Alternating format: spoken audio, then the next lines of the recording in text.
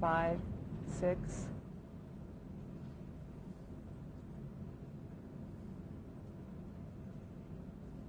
Okay, now if you want to go over there. Okay, You go ahead. yeah, I was going to read it from here and then Sure. go over there for the next one. Okay, go ahead. The date is July 9th, 1997. The interviewee is William Kinney. The interviewer is Miriam Karp. The city is Knoxville. The country is the United States of America. And the interview is being conducted in English. Okay, we're rolling. Go ahead. My name is Miriam Karp. I'm conducting an interview with William Kinney in Knoxville, Tennessee, the United States of America. The date is July 9th, 1997. We're rolling. Go ahead. What is your name and the spelling of your name? My name is William Kenny, K-E-N-N-Y. Middle initial is T, stands for Thomas. And where were you born? I was born in Orange, New Jersey, And 1925, November the 12th. And how old are you now? I'm 71, be 72 this coming November. What was your father's name? Thomas Francis. And what did he do? He owned a printing business. He started it back in 1920, I think it was, and he had it until the day he died. What kind of printing business was it? It was an advertising, basically advertising, color printing. It wasn't that type of printing when he had it, but when I took it over, then we converted it over to doing promotional advertising, color work. And we had about between 80 and 100 employees, and did work for most of the major corporations in the New York metropolitan area. What was the name of the printing company? The Kenny Press Incorporated. And where was it? It was in Newark, New Jersey. What was your mother's name? My mother's name was May. Her maiden name was Gilhooly, May Gilhooly. And where was she from? She was born in Newark, New Jersey, lived there most of her life until she married my father, and then we moved out to the suburbs, to a little town called South Orange, which is right contiguous to Newark. What would you say your parents tried to teach you when you were growing up? Well, they tried to teach me to be honorable, honest, straightforward. The basic things. They did a good job, I think. My wife tells me that. What kind of people were they? How would you describe your parents? My father was a very strong person. Strong physically, not physically, but mentally. And he, starting the business, you had to be in those days. It was during the Depression, or he actually started in 1920, and things were going great until the Depression. And I can remember a story that he used to tell about his employees. He had about 10 of them at the time, and they would work maybe 4 or 5 hours a day, some days, and some days they'd call up and he'd say, "There's no work today."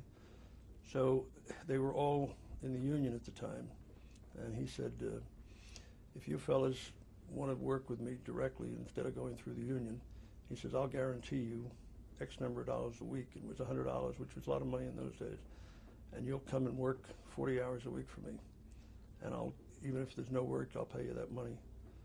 And they came in and they did just that, and he started his business growing, and it went from there. So that was back in the early 30s. And what was your mother like? My mother was a very dignified, stately woman, as I remember her. Her father was the chief of police of the Essex County Park Commission, which was all the parks in the county, and he was the chief of it, and he raised his family, as you can imagine a police chief would raise his family. She had, I think, 5 sisters and 2 brothers, and they were all very upright people in the community and so forth. And she was the oldest.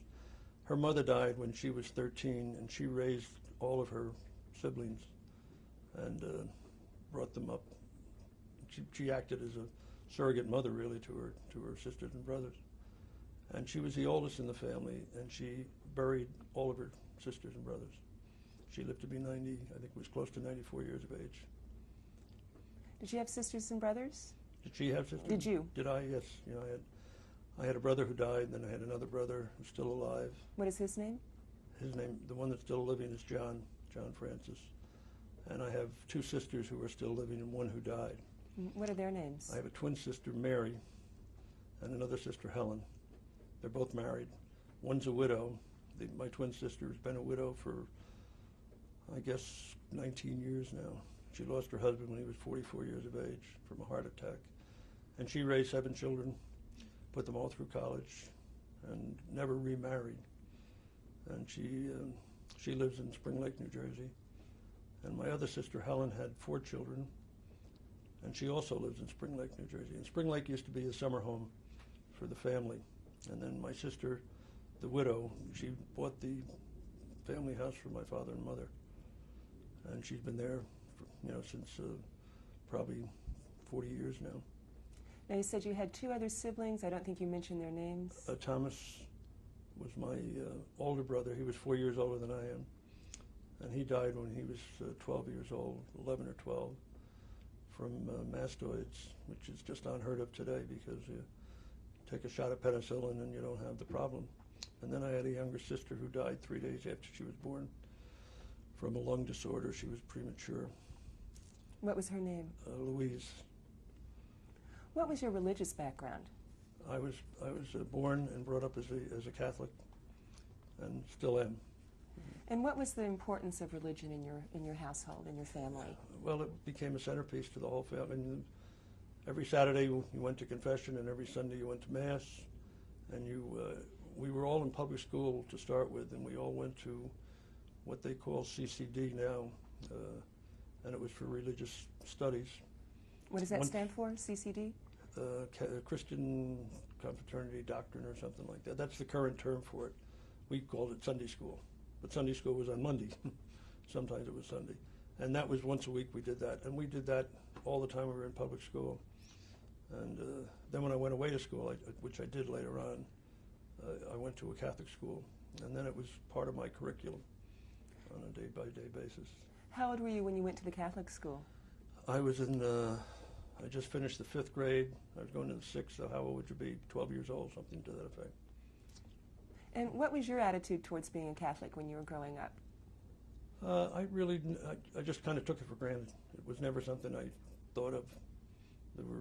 We were in a neighborhood that was probably 50-50 Catholic versus Protestant or Jewish or other religions. It was never a major thing in my life at that point. It got to be a major thing later on, but at that point it wasn't. Now, you said you went to school in 5th grade. You went away to school. How long did you stay there?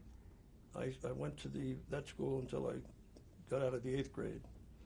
And then from the 8th grade, I went to another school. It was a private boarding school.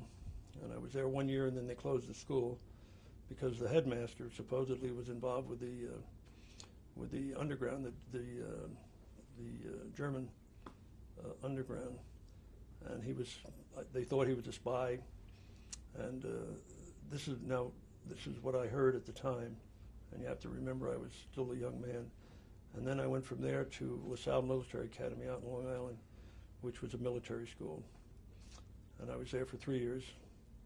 And before I graduated, we were in the last year, I was in what they call an accelerated course, and my senior year in high school, and we finished it in a half a year, because then I was going to be being called I enlisted in the Air Force. Whose idea was it for you to go to the military academy? My father's. Had you wanted to go? Well, I had been away to school since I was in 5th or 6th grade. I didn't really want to go. And the reason I went, it was interesting, my father had a heart attack. And in those days, when you had a heart condition or a heart attack, you didn't work anymore. I mean, that was part of the medicine, I guess. And he couldn't work. He could have worked. In retrospect, you look back on it, and he certainly could have worked. But he didn't. And he was told to get out of the cold climate during the winter, so we went to Florida in the winter. And he took the 2 younger children with him, and my twin sister and myself stayed up in New Jersey, or in the New York area, and we both went to private schools. I went to LaSalle, my sister went to another school for girls, and we stayed there all winter.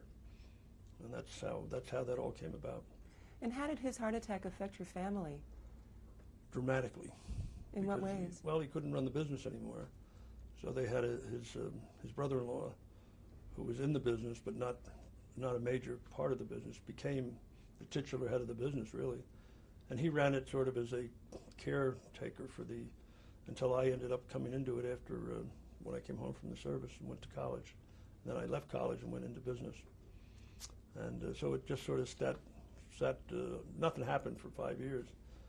And that was very unfortunate in a way, because it should have been. My father was a very dynamic man, and he had taken the business from nothing. You know, he started it, and it was a pretty good-sized business when he had the heart attack. And the reason he had the heart attack is because of the dynamics of his life. And then he never worked again. Fortunately, he had a major insurance policy that they don't even sell anymore, that if he were to have this heart condition and couldn't go to work, he got paid, and he paid, I think, 6 premiums on it. And they were monthly premiums. So it was 6 months, and then he had the heart attack. And it paid him like $24,000 a year for the rest of his life. But one of the conditions was that he doesn't go to work. If he went to work, then he'd lose it. And so he never even went near the building, because supposedly they had inspectors or people out checking on it. So that's how come he ended up going south, and I ended up going to military school. I got to like military school. It didn't bother me at all. I enjoyed the people, the guys, and it was a good experience. I enjoyed it. How would you describe yourself as a child? That's hard to do. I was probably shy as a boy growing up,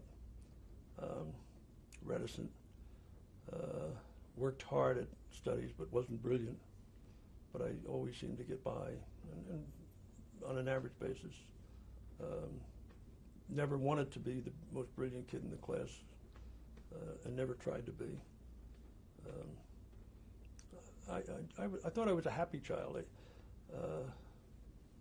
I had a kid brother who was 4 or 5 years younger than I was, and we never got along right through our lives, pretty much, you know. But other than that, and he went his way and I went mine, because we were so far apart in age. And when I was in the service, he was still in school, and we just never. And yet we both ended up running the business together, which was difficult. And but towards the end, we got to be, you know, much closer than we were in those days. They were tough days. What kinds of things were you interested in as a kid? Sports, very much so. When you say a kid, how old? Well, before the war, high school. Before the war. Well, you know, we were all involved in music, in the hit parade, and all that kind of stuff. That was part of our teenage stuff. And had a girlfriend, and we had a song, and, you know, typical type. What was the song? Good question. Deep Purple. You don't even remember that one, do you? It's a great song. Did you have any dreams about what you wanted to do when you grew up? No, I don't. I never really thought of it. I kind of always knew that I was going to go in the business, the family business, and that was our. You know, we talked about it at home and around the dining room table and that type of thing. But I never really gave it any. I never thought I'm going to be a doctor or I'm going to be a lawyer. I just kind of went along, and the war was really a very exciting time in my life, because when Germany invaded Poland and the Danzig corridor, that was all. We heard that and talked about it all the time in school, and I was still in like 8th or 9th grade then, and then as it progressed, because I didn't go in the Army until 1944, so a lot of things had happened. Pearl Harbor had happened, and all those things, and that was a very exciting time in all of our lives. Big thing was getting gasoline. I mean, we followed the gasoline trucks around, just like during the fuel crisis a few years, 10, 15 years ago. And we used to find the truck coming into town, and we'd find it where it dropped off its gas, and then we'd be in line to get gas. In those days, you could buy gas for 15 cents a gallon, and we were paying 25 to black marketeers. But that was very important to have gas in your car, because then you could take your date out. And this, I just had got my license when this happened, in 17 years of age. Bought a little Model T Ford with a friend of mine, and that was our first step to manhood, I think. You know, when you get your car. So cars, girls, the war, music. That was basically what it was all about in those days. It was a pretty happy time, really, because, you know, we were not involved at all in any of the horrible aspects of war. War was a glorious thing. I really couldn't wait to get in, and I'll tell you about that, but I don't know whether you want me to tell you. Well, that's my next question of when you entered the military. Well, a lot of the fellows that were seniors in high school, they were going into, they had these programs, college programs, the ASTP programs, and then they had the naval cadets, and they had the air cadets. And I decided that I wanted to be an air cadet, so I took the test for it, and I passed it. And I think it was called the A6 program or the A7 program, I forget the exact name of it. And I had to, it was an enlistment thing, and one of the provisions was that if you signed up, if you were willing to do this, you could go in the Air Force, and regardless of what happened, the Air Force was required to keep you in.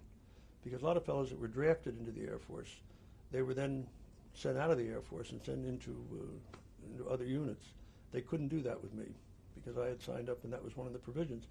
So when I was down in Biloxi, Mississippi, where I took my basic training.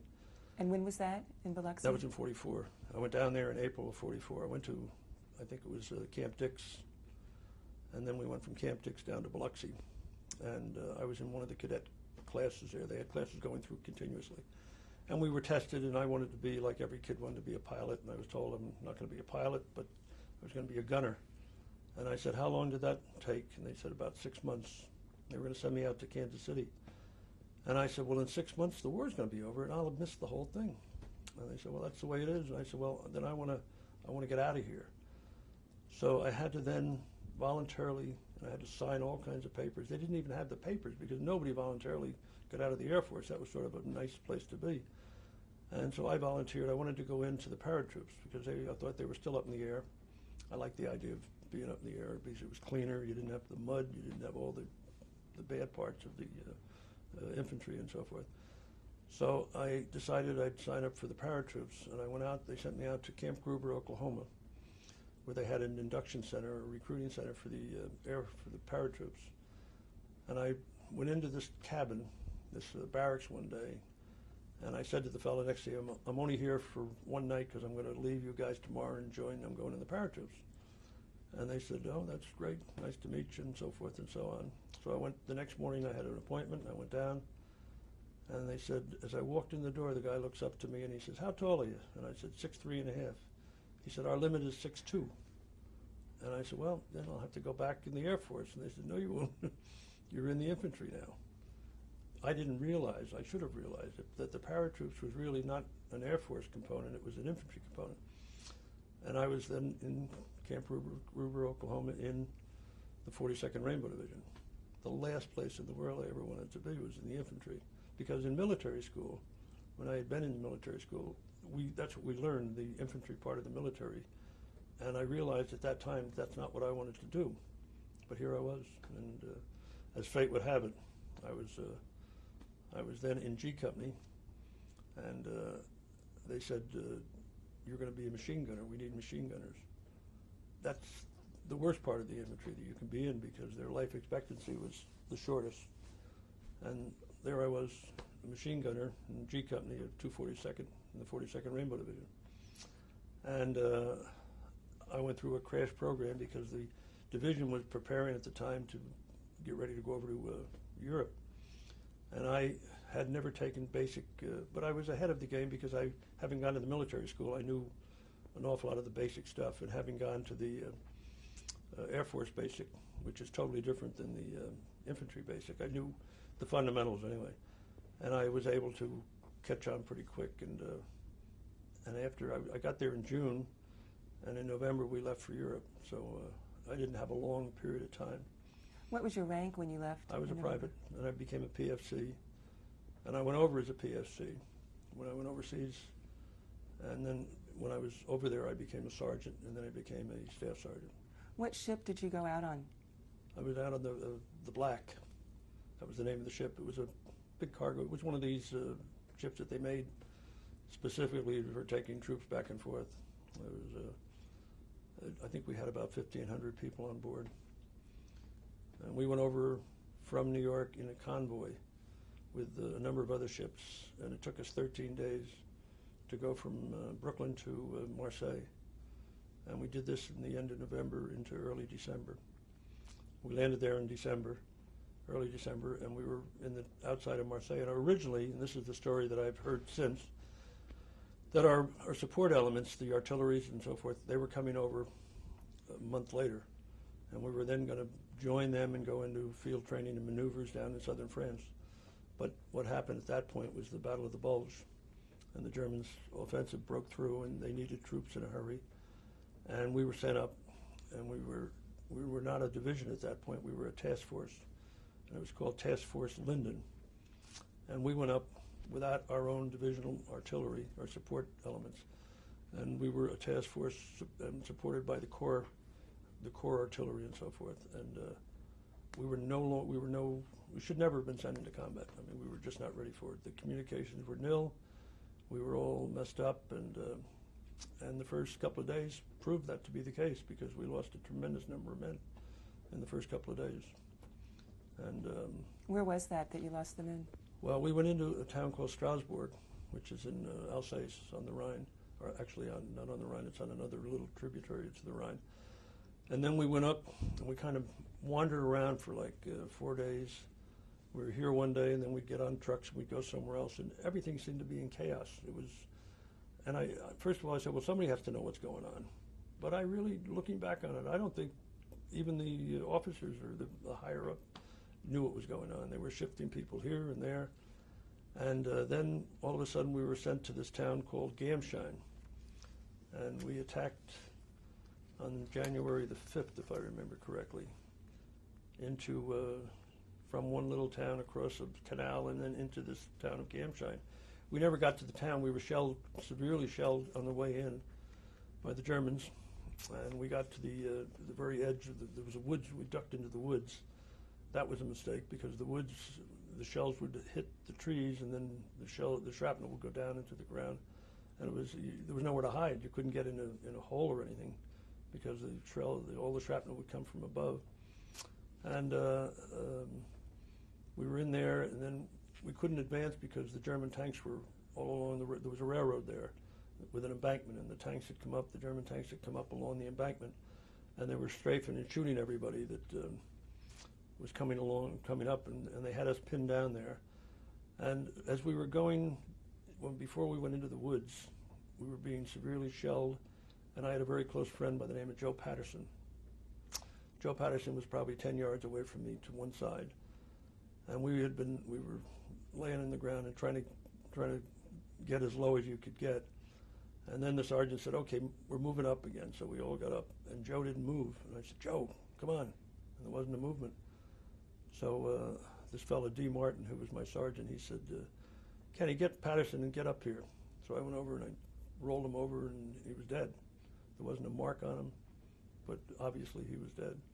And what had happened, a shell hit between Patterson and myself, and all the force of the concussion went towards him and killed him. And that was my first ever seen anybody killed in battle. And the glory of battle went right out the window at that point. I mean, it was no longer fun. Hell, you said, my God, they're serious. They're really trying to kill us. And they shot a lot of people, and a lot of men were captured that day. And we came back, and I think our company went from like 162 men down to probably 100, or less than 100, maybe 50 men, 60 men. And the rest were either captured or killed or wounded. How long did it take until they gave you replacements? Well, we were on the line for a month before we got any replacements. We got replacements at the end of January. And then we went from that battle. This is an interesting story, because we pulled back and we dug in along a canal. And this is the story that I've written about, where we dug in to this place, and we were right next to a bridge. Where would this be? In Gamschein, right outside of Gamschein. And the engineers came up, and they mined the bridge, and they brought the detonator, the plunger, over to our foxhole, because we were the nearest ones. We were only 10 yards or so away. And they said if the German tanks came down the road to a certain spot, and it was a tree there, he said, if they get that far, blow the bridge. So about 4 o'clock in the morning, and we stayed up all night waiting for the tanks to come, praying that they wouldn't, but kind of hoping that they would because we wanted to see a big explosion. And at 4 o'clock in the morning, we were told that we were being relieved and we were going back. So we pulled back, and I saw the engineer, one of the engineers, and he said, "You never blew the bridge." And I said, "How did you know that?" And he said, "You wouldn't be here if that had happened, because we would have gone up with the explosion. We were that close." And I figured, wowie, this is war. So we were pulled out of that situation, and we were sent for rest. Nobody slept for 2 days or 3 days.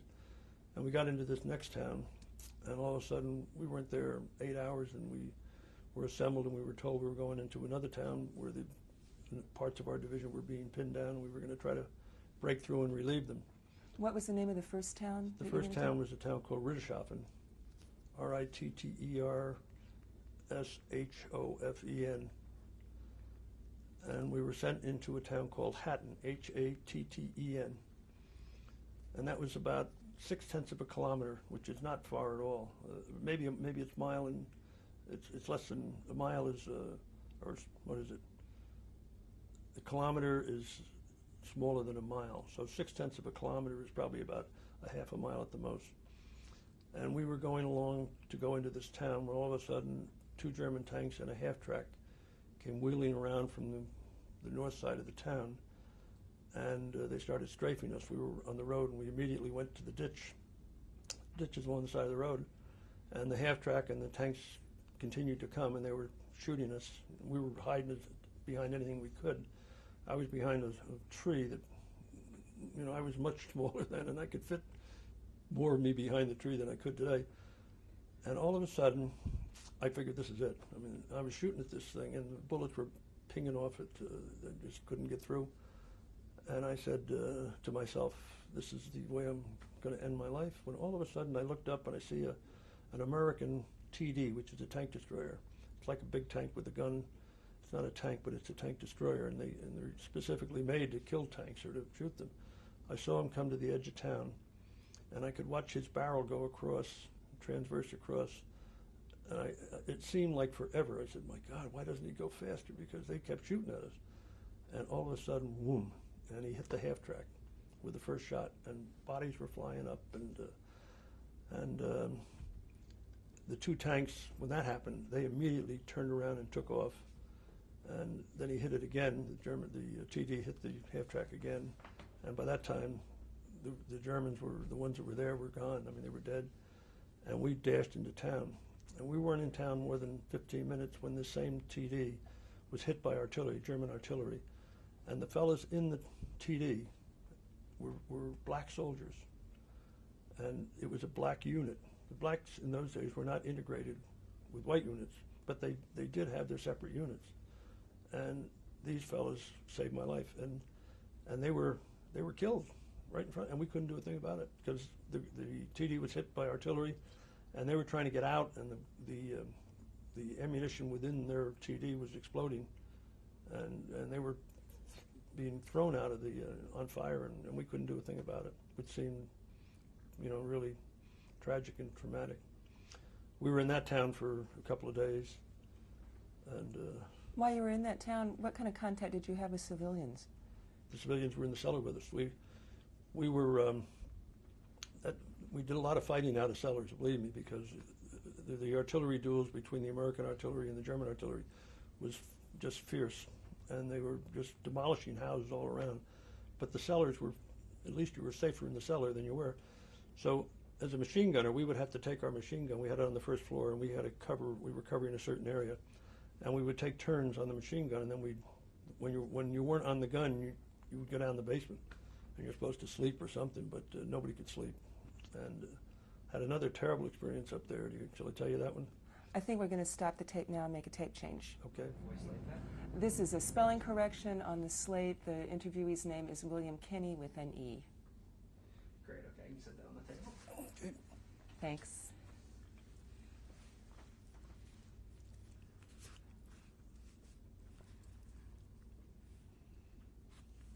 All right, we're good to go. We're rolling. William Kinney, tape 2. I want to start that whole question again. We were talking about your contact with civilians, Right. when you were in Haddon, and you were describing machine guns on the first floor and then going into the cellar. Right. Well, when we were in the cellar, we were taking turns manning the gun. When somebody said to me, you and somebody else, and to this day I can't remember who the other person was, and yet we spent some horrible time together.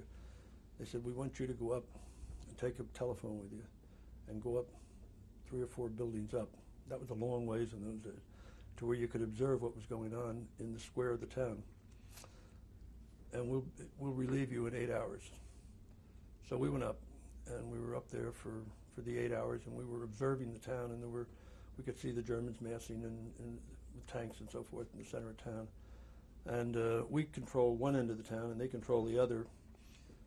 And they were the artillery going back and forth, and we were there, and we were not in the cellar. We were on the first floor of this building, looking out, and it was really scary because we knew we were way out in front. There was no one near us, American-wise. So 8 hours came and went, and we weren't relieved. And finally, after another 4 hours, this fellow said, I'm going to find out what the hell's going on. So he scurried back, and you scurried through cellars and through any way you could get back without being seen. And he came back, and he says, my God, you won't believe it, but there's no one there. He said, we're alone. They left us. And what had happened, as I look back on it, the line that we had, the telephone line, had been severed by one of the artillery barrages, and we had lost total contact. We lost total contact early on. We knew that. But they assumed, I think, that we had been either killed or captured or, So no one notified us when they were pulled out. They pulled out, and they went back to the same town of Friedrichshafen that we came from. So he said, this was like maybe 5 o'clock in the morning. It was just beginning the light was just beginning to break. It was eerie because it was very cold. It was extremely cold in that period of time. When I say cold, I'm talking below zero weather. What date might this been? This probably was around the 10th of January. And the fog, sort of a mist was coming up off the cold snow. And it was not raining, it was sleeting and hailing. And the Germans were massing to attack the town of Friedrichshafen. So the two of us decided that we would go with them because you couldn't see who was next to you really. And we were not that close. We were 40 yards away from the nearest German. So we started going with the German troops attacking. We weren't attacking, but we were going with the attacking group. And we got about halfway, and all of a sudden we were seen, and the American artillery started coming in to the German attack lines. And it stopped the attack, and they retreated, and we stayed there. And then we started crawling up closer to the American lines, and finally they said, we heard voices, and they challenged us. And we said we were Americans, and we were hysterical at this point. And they said, what's the password? And we kind of laughed, and we didn't laugh, but looking back on it, we laughed. We hadn't heard a password in 3 days. We had no idea. But we finally convinced them that we were Americans, and we were brought into the lines. And they told us why don't you guys sleep, because I guess we must have looked pretty bad. So we did, and I don't know how many hours it was later. It wasn't too many. The guy shakes my shoulder, and he says, you better get up because the Germans are attacking again. And this time they're coming with tanks, and we're going to have to get out of here. So we pulled off, and we went to the next block back. We were right along the edge of the town. Went to the next block back, and this was a tale that I've told very quietly to a few people, and it's not something that I want to tell a lot of people, but there were about 10 or 12 American soldiers there, and they were all debating amongst themselves as to what to do. And most of them, in fact, everyone except myself and the same guy that came back, they decided that they would surrender. And we decided that we wouldn't. And we ran down along a road, and we were being machine gunned by the German tanks while we were doing this. But fortunately, we were never hit, and we were able to go around a little hill and be covered. And the other fellows were all captured. They decided that they would voluntarily be captured. Well, you look back, you don't know what the state of mind of people is, but we got away, and they could have gotten away too. But they took the other way out, and I guess they're all still alive. To this day, there were 3 or 4 of them who I knew from my company, and I've never yet seen one of them come back to a reunion. And I'm sure that they feel that way about it. And so we rejoined the outfit, and then we were pulled back to another town called Niederbitzdorf, which was probably a mile or so away from Rittershaufen. And we dug in there and waited for the Germans to attack, and they never did. I mean, they never attacked. And well, anyway, then we were pulled back into it. Then they decided to pull the whole American line back to the Motor River and set up a new line of defense. And we were sent to a town called Colton House. And we dug our machine gun in there, and there was a pipe that ran under the road. We were in a little farmhouse on one side of the road, and we set the machine gun up on the other side of the road, and we dug a little hole there. And we covered, with the machine gun, we could cover a certain field of fire. And with the other machine gun, we had two machine guns. The other one we put on the opposite end, and they covered from that angle. And we were shelled for like 3 straight days, and the other machine gun was hit. And another good friend of mine by the name of Scotty, he was killed while he was there. And it was just traumatic at that point. And then everybody kind of fell apart because everybody loved this guy. He was just a nice kid. Wayne Scott, his name was. And I was in the foxhole because when I heard that he was hit, I ran out to where he was, and this other fellow had him in his arms, and he said, I just feel cold, I'm freezing, can you warm me? And then he died. And it was just something that you don't want to see again ever. So anyway, then that's when we finally got pulled out of there, and we were pulled back further into France. And we probably were down to maybe 40 men at that point out of the 162 that started. And we got all replacements from, different outfits that just came over. Some guys had been wounded and were sent back from the hospital. Most of them had never seen combat before. And we felt like really old-timers and veterans, and we were, And you learned an awful lot because you'd always make sure you knew where you were going when you went there. Before you made a move, you had a place that you were going to go where you were going to be protected. And these are the things the only way you learn those is through doing them. And so that's when I became a sergeant.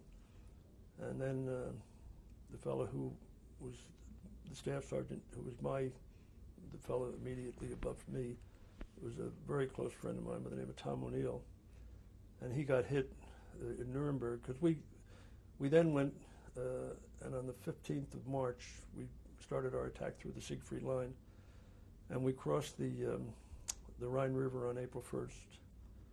And then we took Würzburg, and we took Schweinfurt, and we took Nuremberg. And it was at Nuremberg that this fellow got wounded, and he was the machine gun section leader.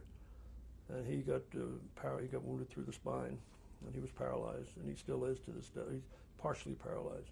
Lives in Charlotte. I see him a couple of times a year, and we're still very close friends. He was my closest friend at that point. And he was taken back, and then I was advanced to be a staff sergeant. And then we took Schweinfurt and Munich. This is not Munich. We took Nuremberg, and then we went from Nuremberg to Munich.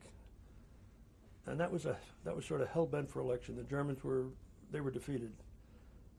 Our constant worry was that they were going to go into Austria, and we were told, there were rumors were floating that they were going to set up a fortress in they call it the Redoubt, in the mountains of the Alps down in Austria, and they were withdrawing all their troops there, as many as they could, and they were going to have a last stand there and fight to the bitter end, and that's what thought we were getting into. Wasn't true at all. I mean, they were surrendering right, and they all wanted to surrender to the Americans, not the Russians, because the Russians were coming from the east and we were coming from the west. And they truly thought that if they joined us, then we would become their allies and go against Russia. That's what they thought at the time.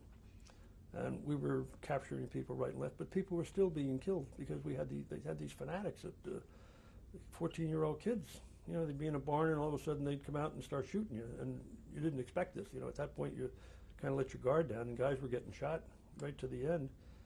And the day that we started seeing displaced people towards this end of the war, and this was, now I'm talking about middle of April on, We saw work camps. We didn't know what they were. We knew that we thought they were prisoner of war camps, and we would never stay in a place that long to really realize what was going on. We just keep going, because we would go 30 and 40 miles in a day, and we were on trucks, or we were riding tanks, or we were, it was just get there as fast as you could. And that's what happened when we got to Dachau. I'd like to back up just a little bit. What was your contact with the displaced persons that you saw? None. None whatsoever. We felt for them because they begged for food, and we give them food, but there was no we didn't have time for that. I mean, we were just going so fast. Did you have any idea where they were from? No idea at all. Not And at all. what was their reaction to seeing you? Oh, they were jubilant. They were thrilled. For them, we were the saviors.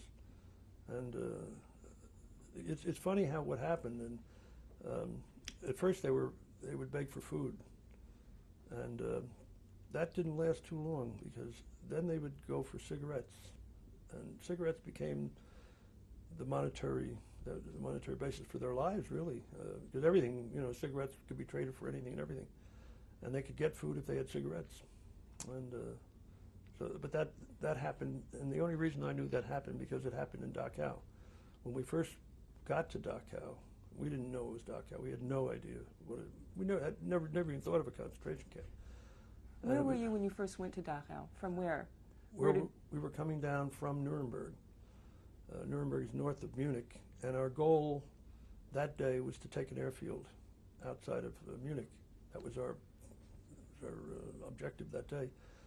And we were riding on tanks, and we got to the gate of Dachau, and then we got off. I don't know why, but we got off the tanks, and we got on trucks. And the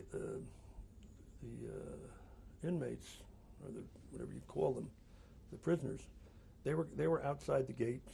They had killed we saw the guards. We saw the Germans laying in the moats with the water, and then we would give them. We started throwing food to them. What kind of food? K-rations. All we had was K-rations, and we just threw the K-rations to them. And to them, I guess that was like gold, and maybe it probably killed some of them, and probably saved some lives. So we took the camp, or the airfield, without a fight. The next morning, our captain, we were all lined up, or we were all brought together, and he said, "I need some volunteers." Well, nobody volunteered for anything, so he didn't get any volunteers, and he said, "Okay, you, and you." And I happened to be one of the U's. And he said, "You're going on a special detail." I had no idea what it was. And the truck came, and it had men in it from other units, and I got in. I didn't know them, had no idea who they were. Didn't know who I was with, even from my company, because these were people that were replacements. It's unique because we were, as machine gunners, we would be detached to different platoons at different days. We would be one group one day, another group the next day. We were never with the same group. And it got really messed up because a lot of the old-timers, the ones that we came over with, who we had gotten to know, were gone. And these new faces came in. You had no idea who they were. They were just faces and young men, and so you really didn't know who they were. And here I'm on this truck with a couple of guys who I had no idea. To this day, can't even picture them. And we went into, as it turned out, we went back to Dachau. What date was that? That was the 30th of April, because we had passed through on the 29th. That's the day it was truly liberated. And our division was one of the liberating divisions, the 45th and the 42nd. And then I came back the next day after we had taken the airfield. We took the airfield that afternoon of the 29th. And the next morning is when I went back. And we went in, and it was sort of helter-skelter. There was no rhyme or reason to things. We were just brought there, and we were told to just kind of wander around. There was no guided tour type thing. It was, and you were mingling directly with the people, who were putting their arms around you and hugging you, and it was just incredible. I mean, how did you go in? On a truck? The truck stopped out front, and we went in through the gate. And what did the gate look like? I don't think it was the main gate. I've seen the main gate since, but it wasn't that gate. I don't remember, because I've seen that where Arbeit, Mach Frei, that was not on the gate. I didn't see it if it was. I don't remember it. But when I went back 50 years later, you know, I saw the main gate, and that's what it said. Were there any other signs on the gate that you went through? Nothing that I remember. I mean, if they were there, it might have been halt or verboten or that type of thing. But Was there anything that indicated the name of the camp? no. What physically did the gate look like as you approached it? Do you remember? Don't remember. It was open. I mean, you know, there was no metal closure to it because it was wide open. Everybody was milling back and forth and through it. And we went in, and the barracks were all lined up for quite a ways. As far as in those days, it looked like a parade ground with nothing but barracks on it. How many barracks would you estimate there were there? At the time, I would have to think 30 or 40. And we walked down through the barracks, and then they told the prisoners wanted us to see the crematorium, and they kept pointing, you know. So we went down there and we saw that's where we saw all the bodies stacked up and the furnaces, and there were still bodies in the furnace. What did it look like exactly? Horrible. I mean, it was just. It's hard to describe. It was nauseating, and what can you say? The smell was terrible. You know, it had gotten warm, and a lot of the bodies that were laying there were decomposing, and I'm sure the last week or so nobody moved anything. You know, it was. I guess the Germans knew that the time was coming to an end. What they were trying to do, as I found out later, they were trying to take the prisoners out of there and move them down into Austria, and they had these forced marches, and people died on that. But we didn't know any of this was going on at all. And, what did you see at the crematorium? What did you see there exactly? Well, we saw the ovens. We saw bodies that were ready to be put in the ovens, that were just stacked there, like, and then waiting, I guess, for. I assume that they were waiting they couldn't burn them as fast as they were dying or something. So, and then we walked out of that, and we went out another gate where the railroad train was, because we were told that you had to see that. And who told you had to see that? I think the prisoners, as I remember. How did you communicate with the prisoners? Well, some of them spoke English, and they seemed to be the leaders because of being able to communicate. And some of them, as I remember, some of them spoke very good English, you know. Did you know where they were from? No. I had no idea. You know, there were a lot of Ukrainians there, I know that for a fact. But I didn't know it then. I probably didn't even know what Ukraine was in those days, you know. Were there men, women, and children? There were very few women. I don't remember seeing women. Or children. I saw men, mostly men. I don't really remember seeing any women, but I hear there were women there. But they certainly weren't obvious to me at the time. You know, in those days, they could have been there, and you wouldn't have even known it, because they all in the same drab uniforms and shriveled bodies and shaved heads, and so they could have. But I don't think there were women. I didn't see any. And you said they directed you towards the train, towards the railroad line? Yes. And what did you see there? Well, we saw the train, and we saw all the bodies stacked up in the train. And how many cars did you see there, do you think? God, it had to be. They say there were, I don't know, 1,500 or so people. That's what we were told. And they were jammed in the train. The train, they were cattle cars, and they could probably handle normally 40 people. There were probably well over 100 in each one. And so there had to be 15, 20 cars or more. You know, I didn't count them. We just stood there and looked at it. And what was the state of the bodies that you saw? Well, I guess some of them were decomposing, and some of them were frozen with limbs in every direction, and there were some where they were half in and half out of the car, and somebody said that they machine gunned them or something, you know, that trying to get out the ones that were still alive when they got there. And subsequently, I heard that it came from Auschwitz and into Belsen and then down, and it took, you know, that was the 29th of April, and they'd been on the road, I guess, for probably a month and a half without any food, and during that, it was very cold then. I mean, that was in February and March, which was, you know, it was a cold winter, and it must have been incredible, you know. So that was hard. And then we were told we had to get out of the place because it was typhus there, and they said that we never should have been in there. The Red Cross was there, and they said you have to get out of here, and so we didn't know why, but then they mentioned typhoid fever or something, and we got out back to the trucks and then back to our units. And my unit, when I got back there, had already moved out, so I had to catch up to them. And then the war was over, a week later. I'd like to ask you a few more questions about Sure. being at Dachau. You said you saw barracks. Did you go inside any of the barracks? No, never went into barracks. No. Did you see any kind of burial grounds while you were there? No. Not that I remember. I don't remember any burial grounds at all. I remember the administration building. What did that look like? It was a long, brick, I think it was brick, one story, as I remember. Might have been two. I think it was one. And it was, the barracks were all along here, and then this was at right angles to the barracks. No, actually, it went along the same angles as the barracks, but it was all at one end. And I again there, when I went back, I found out that that's where the laundry was done and food was prepared. And now on the other side of the train was where the German soldiers, their camp was. I never got over there, and that's where the one group came in from that angle, and we came in from a different angle. And what directions would you say that you came into Dachau? It's hard. I don't know. I really don't. I could take you back and show you, but I wouldn't know. Even now, I wouldn't know when I went back the second time, which angle I came in at. I know the moat was there, and the fence, and there were still German bodies floating in the moat.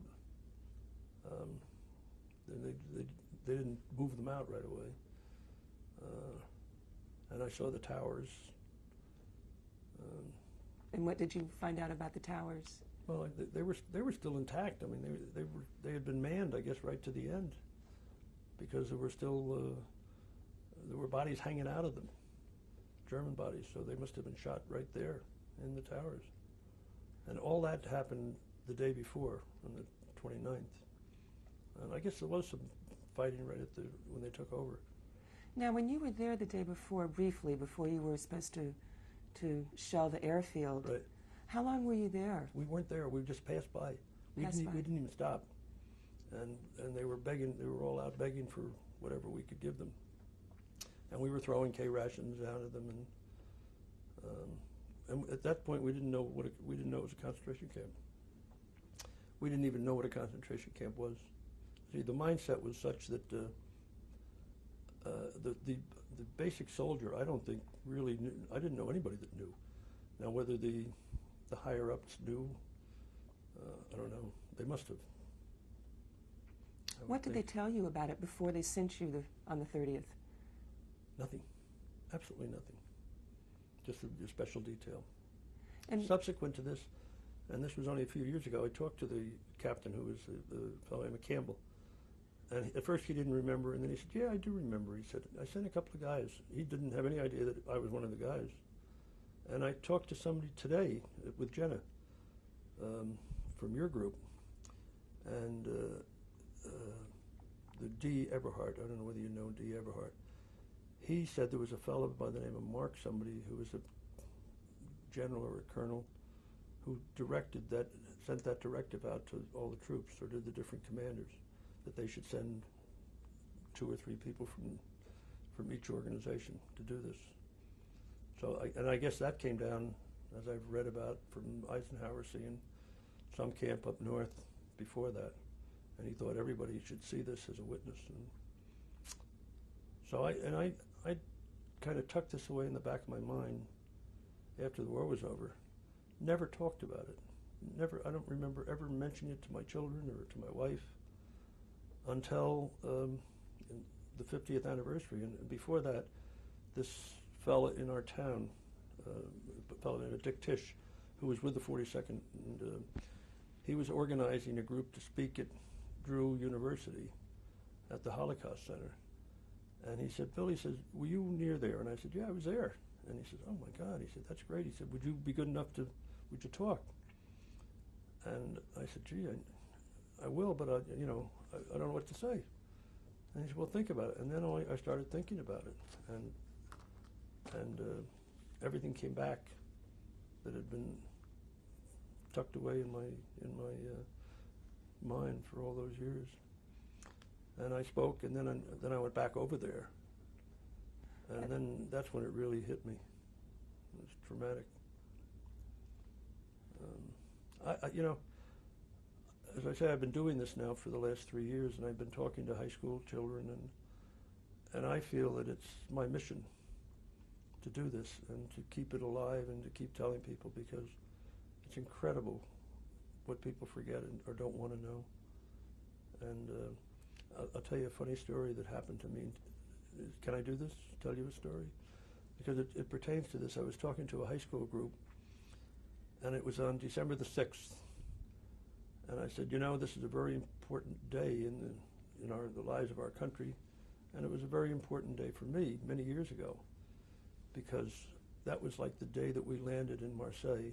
But I said, tomorrow is a very important day in our country, the history of our country. I said, you all know that, don't you? And nobody raised a hand, nobody said anything. And I said, well, remember Pearl Harbor? They didn't even know Pearl Harbor. And I said, I can't believe this. And then I went on with my talk. And I said to the professor afterwards, I said, how much time do you people spend on the Second World War? He said, you're it. I said, I'm it? You're kidding.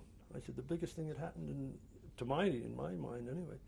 And he said, Mr. Kenny, he said, a lot of things have happened in the last 50 years. He said, the Cold War, Vietnam, Korea, and he enumerated all these things. And I said, I can't believe that. I don't care how important all those things were. Certainly that was the catalyst of everything in this whole century, the Second World War. And he said, well, we have only a limited amount of time. Now, if this is going on, and this is talking about our own, the Pearl Harbor type thing, all these other things could very easily be forgotten. And so I think it's very important that as me, how many more years am I going to have to be able to do this, to do just what I'm doing. And the more I do, the more I want to do. So that's where that comes from. While you were still at Dachau, and you said that some of the prisoners spoke fairly good English, right. What did they tell you about the camp? Well, they were telling us more about what to see and directions. They realized that while we were there, I think they did anyway, and they said, you got to see this or you got to see that. That was more, they didn't tell us what had happened. I mean, that was kind of obvious to everybody, and they wanted us to see as many of the terrible things as we could see. And was there anything else that you saw that you haven't described yet? Not that I know of. I can't think of anything offhand. I think the proceeding going to Dachau, and the reason I wanted to say that is our mindset was such that just somebody being dead wasn't shocking. It had ceased being shocking. That's the terrible thing about war. The thing that shocked you so much the first time you saw it became commonplace. So seeing a dead body wasn't shocking. What was, and even looking back on it, even cremation is not. I mean, it's being done every day here, and there's nothing wrong with it. But being done there seemed to have a totally different connotation than it would here. And there was a time, and I think you brought it up earlier about my religious upbringing. As a young man and as a young boy, cremation was frowned upon totally by the Catholic Church. It's only in the last 20 years or so that it's kind of now you can do it, and it's in the essence of it's just space, and it's just what it is. But what brought the person to the crematorium is totally different. If you die of a natural death and you're just being cremated, it's one thing, but have been slaughtered and killed, and then it just seemed to have a totally different connotation. And so I wanted to make sure that what happened prior to Dachau, the frame of mind that we were in. And when I say I didn't talk about Dachau, I didn't talk about the war. I mean, it wasn't just Dachau, it was the whole the whole experience. And we were so interested in getting on with our lives and going into the next phase of our life that had to just, and most of the guys they didn't even want to talk about it because either they were ashamed of it or it was so horrible that they didn't want to talk about it. And nobody wants to tell war stories to other people because everybody has their own war story to tell. I need to stop for William Kinney, tape 3. After you left Dachau, were you given any orders about what you saw, about discussing it, talking about it? Never discussed it once. You know, everybody was so euphoric, really, with the end of the war. I mean, because everything seemed to happen at once. We went. That was on that was on April the 30th, and then in early May we went to a farm. We went towards Salzburg from Munich, and somewhere in between Austria and Germany we stopped, and we were in a farmhouse, and we sat there for 3 days, and everybody knew the war was coming to an end, and then the declaration of the end of the war came, and we were all ecstatic, and the war was then behind us, really. And then we went into the second phase, which turned out to be the occupation of Austria. And we went down into Salzburg, and our group was in charge of this warehouse project there, where they had all kinds of contraband or I shouldn't call it even contraband. It was stuff that had been confiscated from the Jewish people or from political prisoners, and they had in all warehouses. They had. I never saw they said there was gold bars and there were gold teeth. I never actually saw that. I saw artwork. I didn't know what kind of art it was, but it was obviously good art, and it was all stored meticulously in these where everything was cataloged and so forth. And we just we were in charge of making sure nobody came in and took it away or did anything with it. What else did you see besides artwork? Furniture. I never saw they talked about gold. As I said, never saw the gold. There was personal effects, china, plates and spoons and knives and forks and all that type of stuff. And it was just stuff, really, as far as we were concerned. Did you see anything that could have been religious ornaments or? No. And how did you know where these objects came from? I didn't. I mean, it was just hearsay. Everybody said that these were all confiscated from the Jewish people. That's the word that got around at that point. And when they said it had been confiscated from Jews, what did people say about what had happened to those Jews? Well, we had seen that at this point, and I think things were beginning to tie together at that point. And we, after had seen Dachau and saw the people that were in there. It's funny, Dachau wasn't all Jewish. I mean, there were a lot of Ukrainians who were in Polish people who were just Polish. I mean, they weren't necessarily Jewish.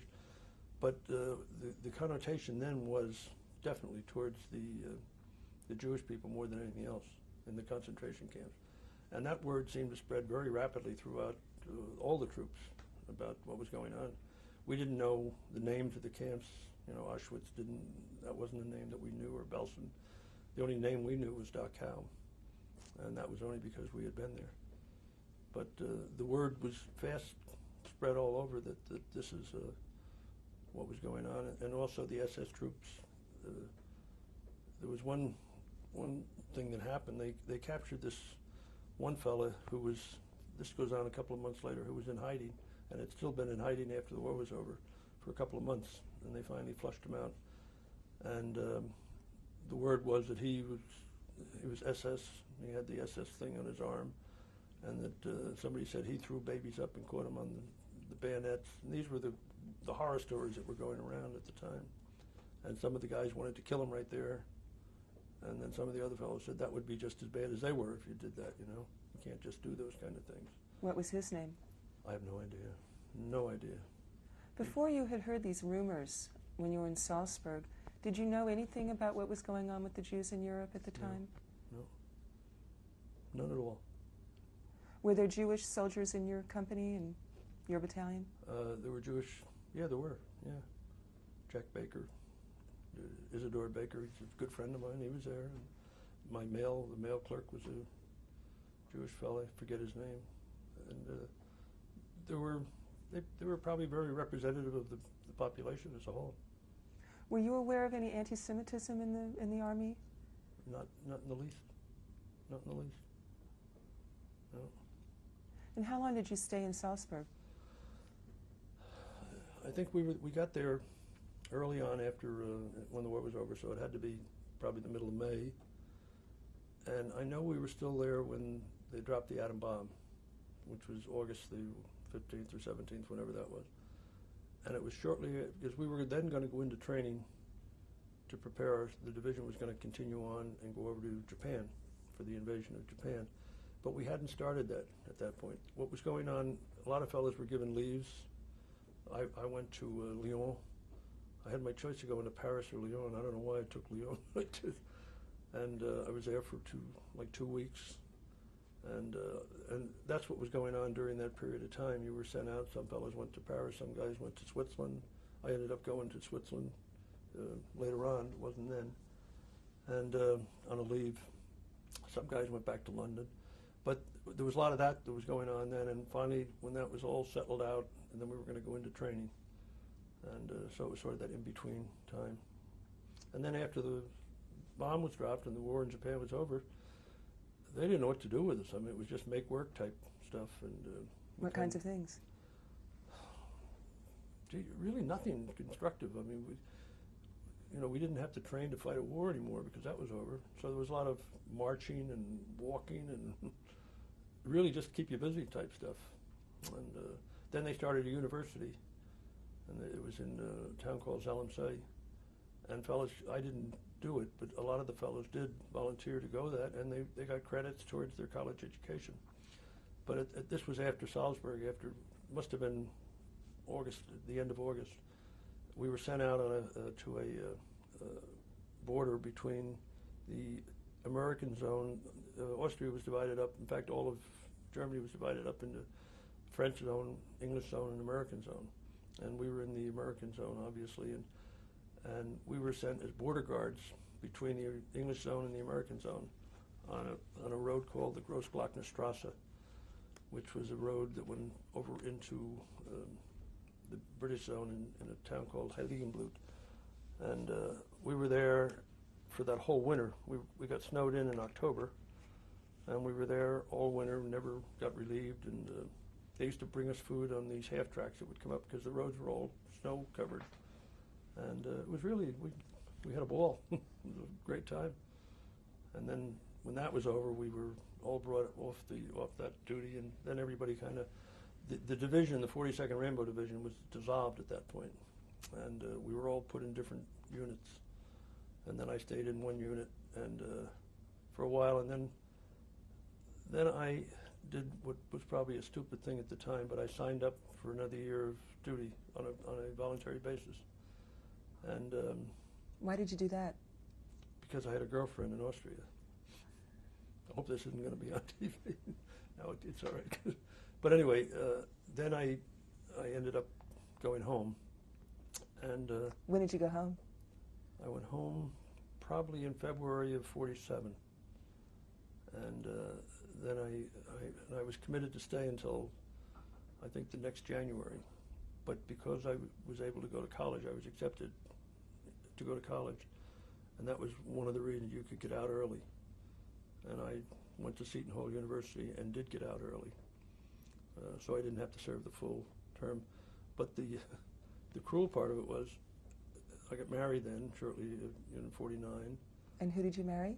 I married a girl by the name of Mary Krecke, who I hadn't known at all prior to that, but I met her on a bus, and it turned out that she was going to college with my two sisters. So they introduced me to her, and that was that. And, but in 1950, the Korean War started, and because I was in the reserve and I was still committed to the reserve, I got called up, and I had a child and another one on the way, and I was getting a disability from the Army because of I had just nightmares and stomach stuff and all that. What kind of nightmares? When I'd wake up screaming in the middle of the night, and it was all tied into that. and I had this hiatal hernia, which again was, caused by that and by the Army or the service, the war. And I was getting 10% disability, and because of that, they didn't take me in Korea. So, because I had signed up, and if I hadn't had that problem, I'd have gone to Korea. How long did those nightmares last? Probably 10 years, maybe more. And why do you think they finally left? I don't know. I mean, it just sort of, I don't know why they left, but I don't have them anymore. But my kids used to, tell me that, I'd take a nap in the afternoon and I'd wake up screaming in the middle of it, and I wouldn't know what it was about, But obviously that's what it was. You don't remember the imagery of the dreams? No. No, not at all. So, and then as I say, I married my wife and went to college, and then when I married her, she was a junior in college, and so was I. So I dropped out of college, went to work, and then went back to college nights and finished up my final year nights at Seton Hall. And then she had dropped out as a junior also, and between the second and third child, she decided that she wasn't going to be the only one in the family that didn't finish college, so she went back to college. And it took her 3 years to get her diploma. And in the meantime, she had 2 more children. So I think we had 4 or 5 children when she finally got her diploma. And never met a prouder person. And where were you working at the time? In Newark. I worked for the Kenny Press, which was a family business. And when I took it over, we had about 15 employees, and we built it up to where I had between 80 and 100 employees. So it was a good-sized business. And then I sold it 5 years ago and retired. And thank God. And how many children do you have? I have 9 children. And what are their names? Well, it's funny, you asked this. One of them just got married last week, and in the rehearsal dinner, we had a lot of the people the bride side of the family as well as my side, and I decided that I would introduce all of my children so that everybody would know it. And I said, I better write this down, because even though they're your own children, you can forget, and all you have to do is forget it or put one out of place, in their age thing. So I wrote them all down. And my oldest boy is Thomas, and I have Mary Ellen, I have Elizabeth Ann, Beth Ann, Kathleen, Bill, James, Patrick, Brendan, and Eddie. How's that? Great. Eddie, we call Eddie Chicago Eddie because he was conceived at a convention in Chicago when he shouldn't have been, but he was. And he's the one that just got married. And they're all coming out here between Thursday and, except the boy that just got married. But I have one boy, because we had the wedding up in Massachusetts, and they were all there for the wedding. And then my son flew back to California, and he's coming back here because I'm going to be made the president of the RDVA. And they all wanted to be here when that happens. What do they know about your experiences in the war? It's funny. They don't know anything. They know now, but for years they didn't know anything. They knew I was in the Army. When I really started, I think, talking about it and so forth, was my grandchildren. And they seemed to be, and they would ask me questions that my other children would never ask me, and I guess they were reticent about it, but the grandchildren had no fear, and they would ask me. And then I'd start telling them stories. And they loved to hear the stories. And they were truly a good audience, and I used to love to tell them the stories. And so that's when I really started remembering things and bringing things back. And then coming back to the reunions. I started coming back in '85. And it's amazing what that does, because you talk to other people, and they remind you of things that you had totally forgotten about. You said, remember that day this happened? And said, no, and then all of a sudden you do. And things fall in place, and blocks of your life.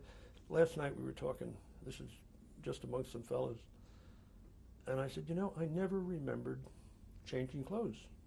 I mean, a simple thing like that. And the other guy said, we never did. That's why you don't remember it. He said, we wore the same identical clothes the day we went into combat for 3.5 straight weeks. You never changed, you wore the same clothes. and don't remember what you ate, don't remember sleeping.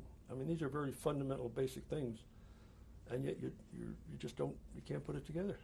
And yet some people seem to have tremendous recall. I mean, they can remember. The guys that have the greatest recall, I find, are the people that wrote it down and kept a journal, and certain people did. And because I think when you write it down, it's one more sense that you're using, and then you read it over and over again and then bring it back. But I never did that. When you started telling your grandchildren war stories, was that traumatic for you to bring it back up? Yeah. I mean, there were times I couldn't finish them. I start telling them and they just get so emotional, especially when I was telling them about somebody being killed or something like that. I'd really just break down and I couldn't continue. That has softened as the time went on too, because the more you tell it, the easier it is. But when it first does it, when you first do it, it's very difficult. How do you think your war experiences affected how you lived afterwards? That's a good question. I think it had a profound effect on it. I think I enjoyed life more after having seen what could have been. I think I appreciate things a lot more than I would have. I'll tell you, when I went in the Army, I was really a child. I mean, I was just turned 18. And boy, in 3 years, and when I look at my own children, from the time that they're 18, and you say, my God, how could I have done what I did at that age? And I'm sure they could do it too if they were forced into the situation that I was forced into or anybody was forced into. But if you're not forced into the situation, and if you look back in life, and I had 6 boys, and not one boy has spent one day in the service. And the reason for that is because of what we did in the Second World War. I really profoundly believe that.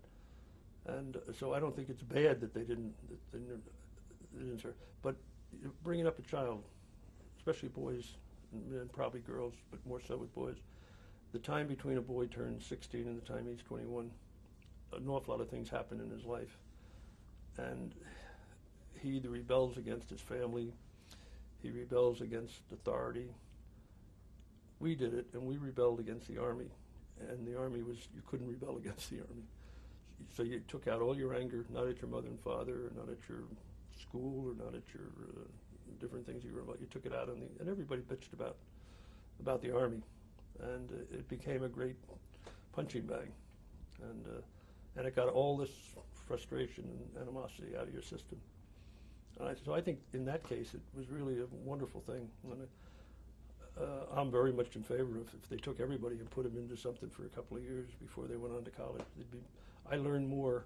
I was much more interested in college when I finally went to it after 3 years than I would have been if I had gone right from high school, because I had that 3 years in there to get rid of a lot of frustrations and so forth. Now, you said earlier that you did return to Dachau? I returned. I went back in 1950. Or not 19, what's about, in 1995, yeah, because that was the 50th anniversary of from 45 to 95. And it all started with this friend of mine, I told you about before, Dick Tisch, who put together this Holocaust program at Drew University and asked me to speak at it. And in doing that, it rekindled everything, and I started reading stuff up on it, and so then they got this program together where they were going to go back and they were going to be guests of the Bavarian government. And they were soliciting, people to go, and I wanted to go in the worst way because I really wanted to see what it was like again.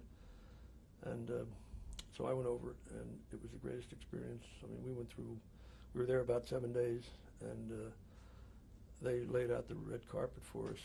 They took us to all kinds of, we had 2 banquets every day. I mean, I think everybody gained 20 pounds. And but the nice thing that we ran into, they brought interns, people that had been interned there back from the Ukraine, from Poland, paid all their expenses, had hundreds of buses of these people, and we all got together in Dachau on the Sunday of the time we were there, which was the I think it was the 29th. It was the exact day, and there were a lot of talks and speeches and so forth.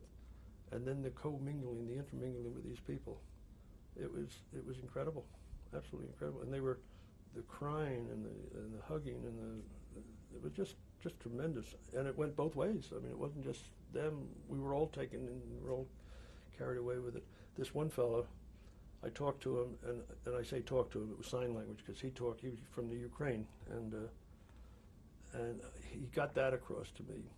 And then he came back about 20 minutes later, and he had a wooden, something that he had carved out of a piece of wood, and it was a tankard, like for drinking beer. And he had his daughter with him, and his daughter spoke English. And she didn't speak good English, but she spoke enough so I could understand it. She said, "My father wants you to have this." And then he gave it to me, and he hugged me and said, "You saved him." And she said, "You saved his life." Well, I didn't save, as far as he was concerned, I saved his life. I always feel that anybody that fought in the war against the Germans were liberators, not just the ones that went into the camps. There were people that got killed trying to liberate. But see, we didn't think we were liberating Wisconsin. We were defeating the Germans, which in turn caused the liberation. And so I feel that anybody that was involved in the war was truly a liberator, one way or the other. And certainly as much as I was. I just happened to be there at that time. When you went back to Dachau, what did you find out about Dachau and the concentration camp that you hadn't known until then? Well, it was hard to judge because it had been so cleaned up. I mean, it was sanitized. And if you look at it today, you'd never dream that terrible things happened there. I mean, it just didn't. It was like going into a beautiful park. And even though they had some of the buildings still there, and they did leave the furnaces, the barracks looked clean as a whistle, and they were closed. You couldn't go in them. But I'm sure if you went in, they certainly weren't like they had been. I think that's the thing I noticed the most was how they've tried to sanitize this whole thing, and yet what else could they do? I guess they tore down all the barracks except one. They just left one there, and that was indicative of what was there. But when you see a whole bunch of them in a row, it's much more graphic.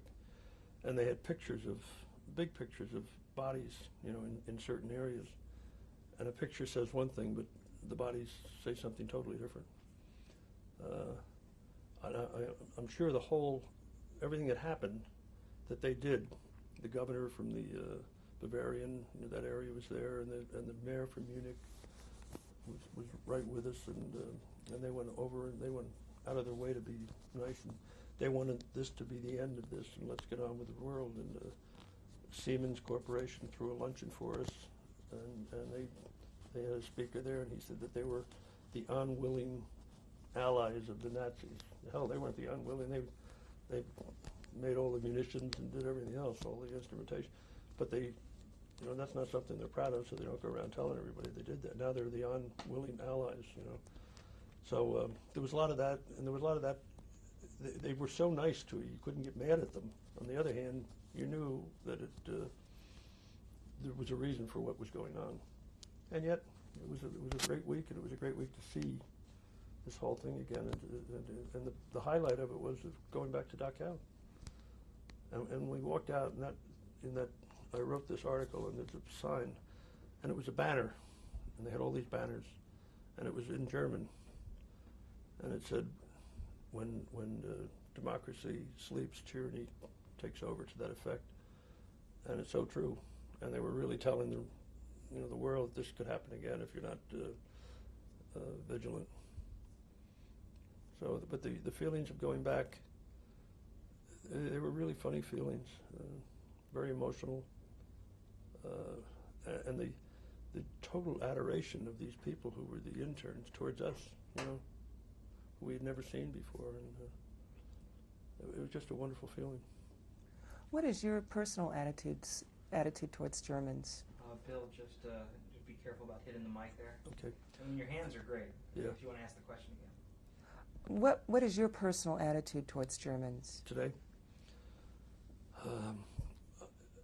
I think the generations that are running Germany today are a totally different type of people than they were then. I think there's a lot of guilt, tremendous amount of guilt. Yeah. When I was talking to the students in Dachau, their main question was, do you hate us? How do you feel about us? They wanted to know how we as Americans feel about them.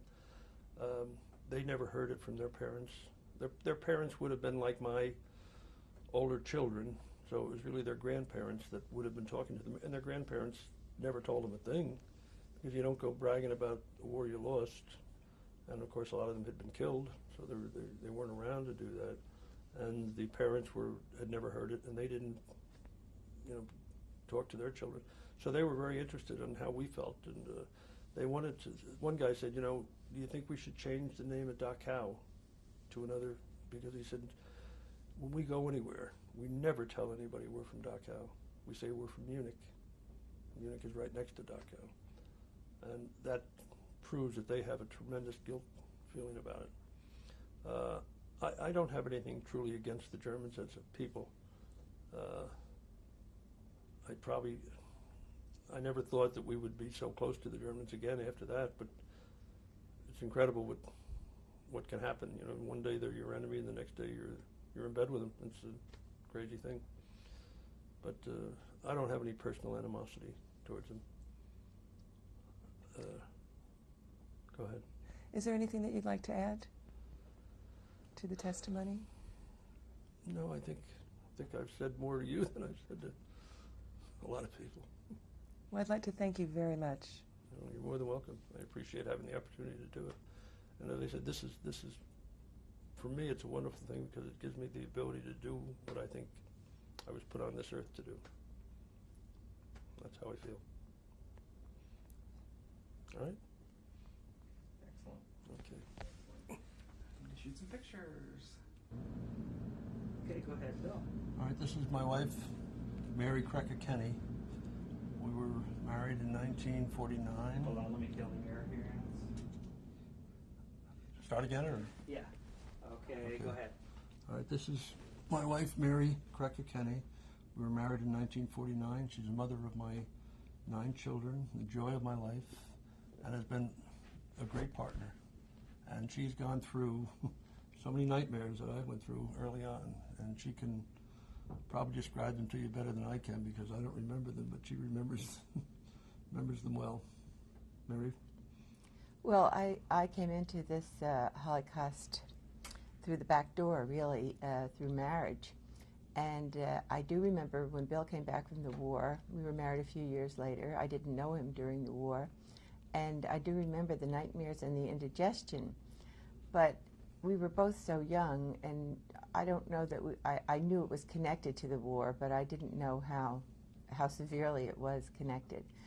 And basically, Bill and all of our other friends who also had gone through the war experiences talked nothing about their experiences. It was they put it behind them and went on with their lives. So it wasn't until really the Jew Holocaust Day, where Bill and a few other veterans were asked to speak, that I really learned about what had happened, because Bill put it out of his mind all those years too. After this, we got very, very involved in it. When we went over to Dachau and Munich for the 50th anniversary, I learned very much about it. And I think that once you are aware of what is going on, if you are the type of person that takes things seriously, you understand that you have a mission too. So what we have been doing, we've been working together on this, and Bill, I've encouraged Bill to do a lot of writing, to put his experiences down. I've gone with him when he has done the talks, and I have seen the reaction of the students in Germany and in the United States.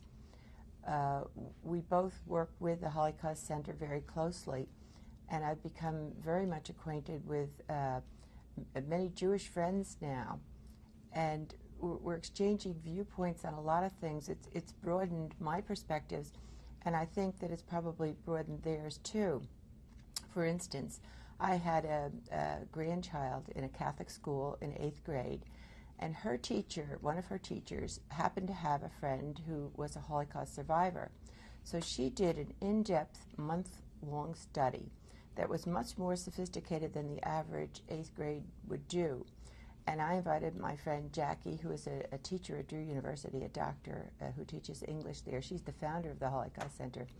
I invited her to come over and see what they had done. It was an interdisciplinary thing where they did artwork, they did drama, they did writings. These children were very, very involved in it. And it was very impressive for her to see how people who are not related in any way to the Holocaust could be affected by this, and how it could influence their lives and their sphere. I'm also involved in a high school where I do volunteer work 2 days a week, and I'd like to introduce a Holocaust curriculum to them.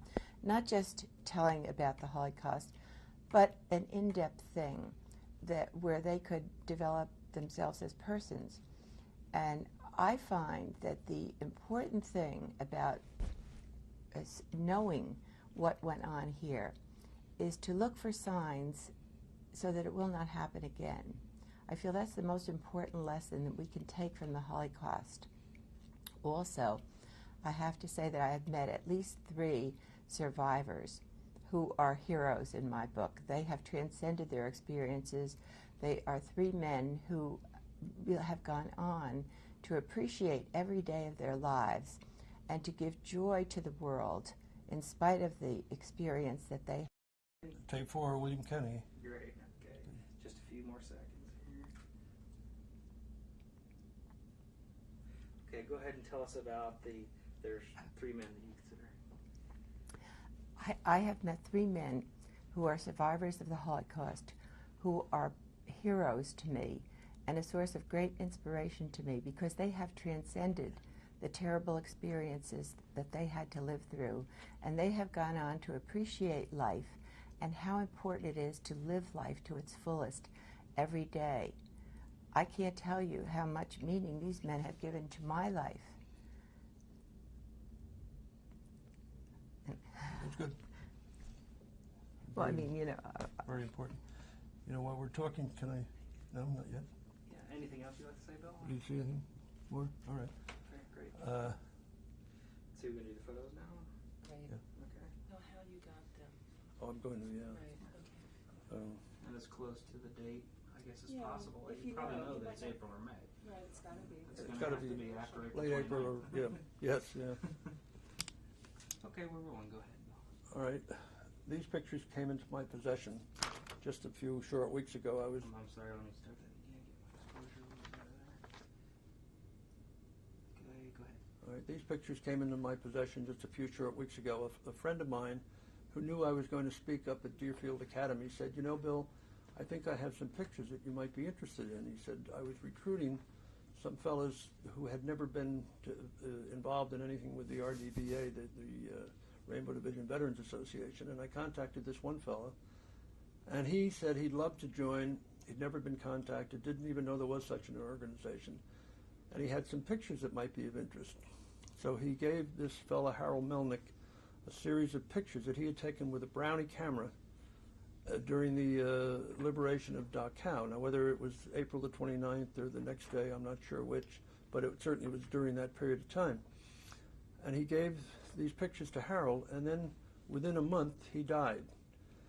And Harold kept them in his file, and then he said, I really should return them. So he called the man's widow, and she said, you know, I really have no use for the pictures, and I think they're better in your hands than in my hands. So this happened about 2 years ago, and Harold had kept them in his file, and then when he heard that I was going to speak, he said, you might be interested in them. And I looked at them, and I said, my gosh, these are fantastic, because these are actual photographs that were taken with a small camera that a lot of the fellows had in those days. And I'm sure that there's scenes in here that have never been seen by anyone before. This happens to be one of the guard post towers there with a moat and barbed wire which surrounded the whole of Dachau. And there are other pictures that show bodies and the furnace and so forth. And do you want to show those now, or? Yeah.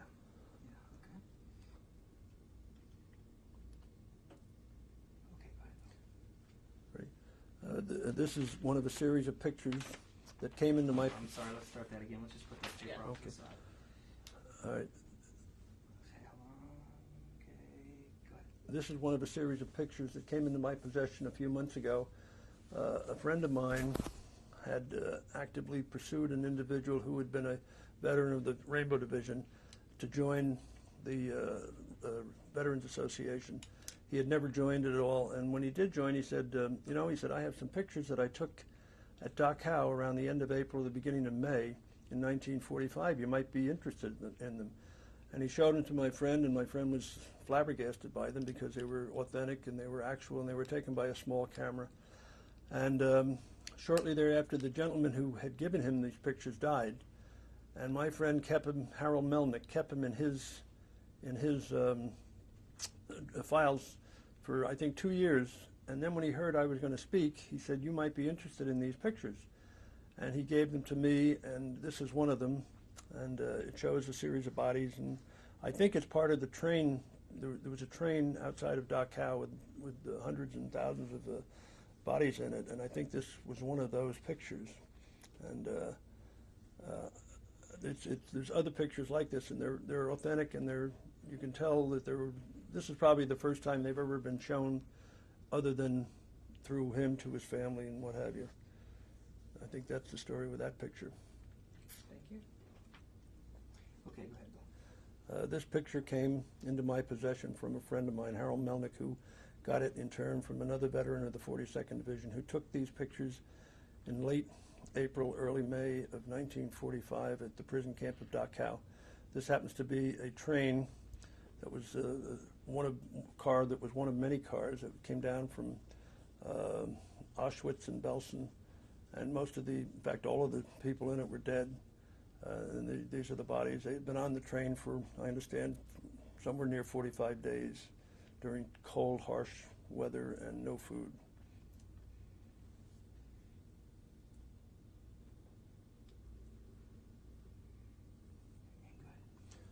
This picture came into my possession. It was given to me by a friend of mine, Harold Melnick, who got it in turn from another veteran, 42nd Rainbow Division veteran, who had taken it sometime towards the very end of April, early May of Dachau.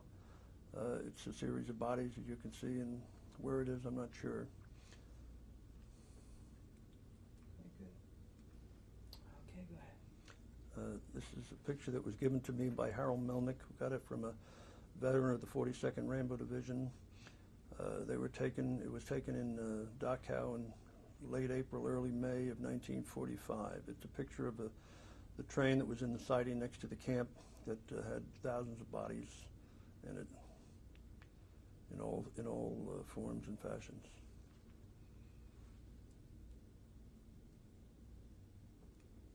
Okay, go ahead. This picture came into my possession with a friend of mine, Harold Melnick, who got it from a former 42nd Rainbow Division veteran.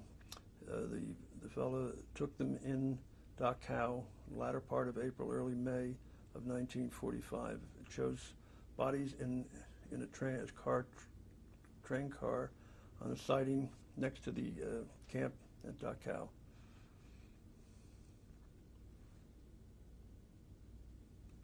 And go ahead. This picture came into my possession through a friend of mine, Harold Melnick, who in turn got it from another member of the 42nd Rainbow Division, who's since deceased. It's a picture of the furnace at Dachau, and it was taken in late April, early May of 1945.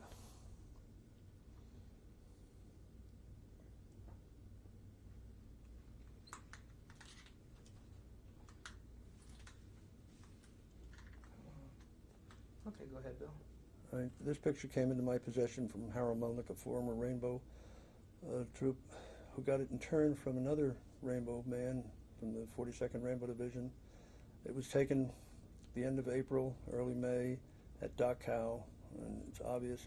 It's a scene that I've seen before, and it must have been a common thing for people to take pictures of this group of bodies.